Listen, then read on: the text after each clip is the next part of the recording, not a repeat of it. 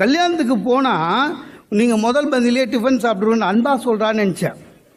துருத்துன்னு போய் சாப்பிட்டு வந்துட்டேன். டிஃபன் சாப்பிட்டா நான் இந்த குழந்தைய பிடி வெடிக்காமி போ அப்படின்னு அவள் அந்த சொந்தக்கார ஜோதியில் ஐக்கியமாயிடுவான்.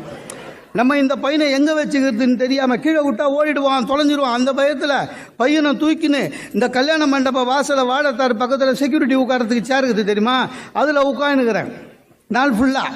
அந்த பக்கம் ஒரு கேள்வி போய் எம்பா உம்பைனா அப்படின்ச்சு. ஆமாண்ணே அழகாகிறான்ச்சு. அது என்ன கிண்டல் பண்ணுதா குழந்தைய கிண்டல் பண்ணுதா ஒன்றும் புரியல. என்ன வளர்க்குறீங்க எங்கே போனாலுமா?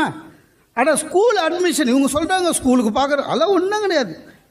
அவங்க மனசில் ஒரு ஸ்கூலு திட்டம் போட்டுருவாங்க சார். அந்த குழந்தைகள் தான் அந்த ஸ்கூலில் தான் குழந்தைய சேர்க்கணும்னு அடம் முடிப்பாங்க. பார்த்துக்கிறீங்களா? அதுவும் நல்ல ஸ்கூலாக இருக்காது. அதான் பிரச்சனை. எந்த ஸ்கூலில் நிறைய டொனேஷன் வாங்குறாங்களோ அதுதான் நல்ல ஸ்கூல்னு அவன் சொல்கிறான். அதனால் அங்கே போனால் அவன் ஸ்கூல் 100 மீட்டருக்குள்ளே